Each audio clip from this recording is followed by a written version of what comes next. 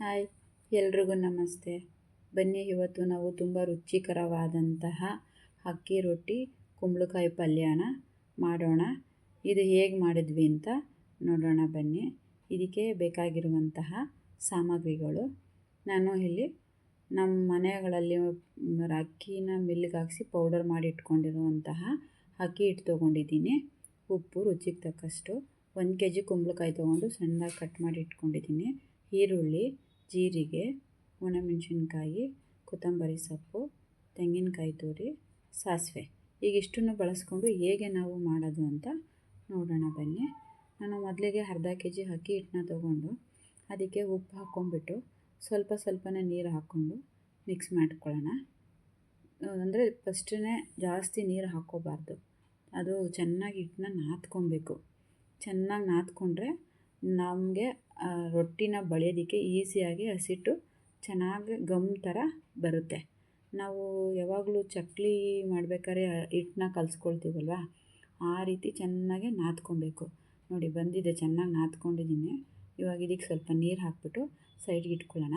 Next ನಾನು ಇನ್ನೊಂದು ಬಾಣಲೆಯಲ್ಲಿ ಪಲ್ಯ ಮಾಡ್ಕೊಳ್ಳೋಣ. ಆ ಬಾಣಲೆಗೆ ಒಂದು 3 ಸ್ಪೂನಷ್ಟು ಎಣ್ಣೆ ಹಾಕ್ಕೊಳ್ತೀನಿ. ಸಾಸಿವೆ, ಜೀರಿಗೆ, 1 ಸ್ಪೂನ್ ಜೀರಿಗೆ ಹಾಕ್ಕೊಳ್ಳೋಣ. ಒಂದು ದಪ್ಪದ ಮೀಡಿಯಮ್ ಸೈಜು ಈರುಳ್ಳಿ ಹಾಕ್ಬಿಟ್ಟು ರೋಸ್ಟ್ ಮಾಡ್ಕೊಳ್ಳೋಣ. ತುಂಬ ಈಸಿ, ಕುಂಬಳಕಾಯಿ ಪಲ್ಯ ಮಾಡೋದಂದರೆ ತುಂಬಾ ಈಸಿ, ಏನು ಕಷ್ಟ ಇಲ್ಲ. ರೋಸ್ಟ್ ಆಗ್ತಿದ್ದಂಗೆ ಇವಾಗ ನಾವು ಒಣಮೆಣ್ಸಿನ್ಕಾಯಿ ಹಾಕ್ಕೊಳ್ಳೋಣ. ಒಣಮೆಣ್ಸಿನ್ಕಾಯಿ ಮಾಮೂಲಿ ನಾವು ಮನೆಗಳಲ್ಲಿರೋಂಥ ಮೆಣಸಿನ್ಕಾಯಿನ ನಾನು ಈ ಥರ ಒಗ್ಗರಣೆಗೆ ಹಾಕ್ಕೊಳ್ಳೋಕ್ಕೆ ಅಂತಲೇ ತರಿಯಾಗಿ ಮಿಕ್ಸಿಯಲ್ಲಿ ಪೌಡರ್ ಮಾಡಿ ಇಟ್ಕೊಂಡಿರ್ತೀನಿ ಮನೆಯಲ್ಲಿ. ಕುಂಬಳಕಾಯಿ ಹಾಕ್ಕೊಳ್ಳೋಣ.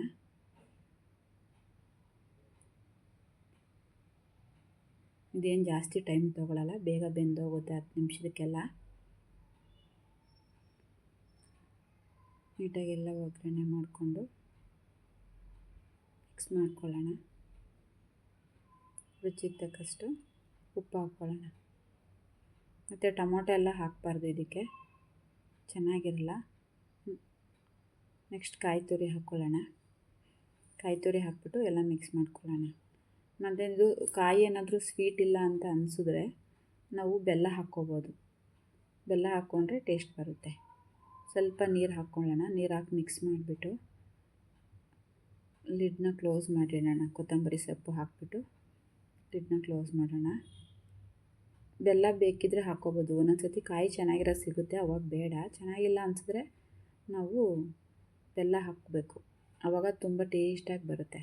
ನಾನು ಈ ಕಡೆ ನೋಡಿ ಹಸಿಟ್ಟು ಈ ರೀತಿ ಬರಬೇಕು. ನೋಡಿ, ಹಿಂಗೆ ಹಂಚನ್ನ ಚೆನ್ನಾಗಿ ಕಾಯೋದಕ್ಕೆ ಇಟ್ಟಿದ್ದೀನಿ. ನೋಡಿ, ಅದು ಗಮ್ ಥರ ಬಂದಿದೆ ಹಿಟ್ಟು. ನೋಡಿ, ಹಾಕ್ಬಿಟ್ಟು ಬಿಸಿ ಹಂಚ ಮೇಲೆ ಈ ಥರ ಹಾಕ್ಬಿಟ್ಟು ಈ ಥರ ಎಳ್ಕೋಬೇಕು. ಹಸಿಟ್ಟನ್ನ ಚೆನ್ನಾಗಿ ಬರುತ್ತೆ. ಅಂದರೆ ನಾವು ಹಸಿಟ್ಟನ್ನ ಚೆನ್ನಾಗಿ ನಾದ್ಕೊಂಡಿದ್ರೆ ಅದು ಗಮ್ ಥರ ನೀಟಾಗಿ ಈಸಿಯಾಗಿ ಬಳಿಯೋದಕ್ಕೆ ಈಸಿಯಾಗಿ ಬರುತ್ತೆ. ನೋಡಿ, ಹಂಚನ್ನ ಚೆನ್ನಾಗಿ ಯಾವುದೇ ಥರ ಎಣ್ಣೆ ಇಲ್ದಂಗೆ ತೊಳ್ಕೊಂಡಿರಬೇಕು. ಆ ರೀತಿ ತೊಳ್ಕೊಂಡು ಚೆನ್ನಾಗಿ ನಾರಾಕಿ ಬೆಳಗಿಟ್ಕೊಂಡ್ಬಿಟ್ರೆ ನೋಡಿ, ರೊಟ್ಟಿ ಈಸಿಯಾಗಿ ಈ ರೀತಿ ಬರುತ್ತೆ. ತುಂಬ ಚೆನ್ನಾಗಿರುತ್ತೆ. ನಾವಿಲ್ಲಿ ಯಾವುದೇ ಥರ ಎಣ್ಣೆ ಬಳಸಲ್ಲ. ಎಣ್ಣೆ ಇಲ್ದಂಗೆ ಈಸಿಯಾಗಿ ರೊಟ್ಟಿನ ಮಾಡ್ಕೋಬೋದು. ನೋಡಿ, ಲಿಡ್ ಕ್ಲೋಸ್ ಮಾಡೋಣ. ನೋಡಿ, ಅದು ಎಷ್ಟು ಹೆಂಗೆ ಎದ್ದಿರುತ್ತೆ ಅಂದರೆ ನಾವು ಅವಾಗ ಚೆನ್ನಾಗಿ ಅಕ್ಕಿ ರೊಟ್ಟಿ ಚೆನ್ನಾಗಿ ಎದ್ದೊಳ್ಬೇಕು ಅಂದರೆ ಹಂಚನ್ನ ಚೆನ್ನಾಗಿ ಬೆಳ್ಕೊಂಡಿರಬೇಕು.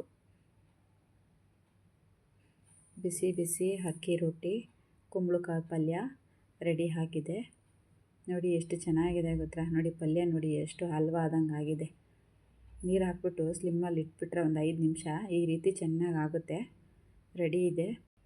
ನೀವು ಮನೆಗಳಲ್ಲಿ ಈ ಥರ ಈಸಿಯಾಗಿ ಅಕ್ಕಿ ರೊಟ್ಟಿ ಕುಂಬಳಕಾಯಿ ಪಲ್ಯಗಳನ್ನ ಮಾಡಿ, ತುಂಬ ಚೆನ್ನಾಗಿರುತ್ತೆ. ನಿಮಗೆ ಅಡುಗೆ ಇಷ್ಟ ಆದರೆ ಲೈಕ್ ಮಾಡಿ, ನನ್ನ ಚಾನಲ್ ಸಬ್ಸ್ಕ್ರೈಬ್ ಆಗಿ. Thank you.